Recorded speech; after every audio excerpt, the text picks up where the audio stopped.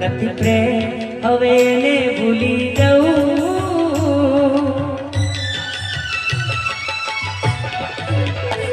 નથી પ્રેમ હવે એને ભૂલી જવું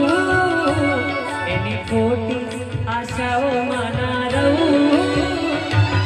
મારા નથી એને બીજું શું કહું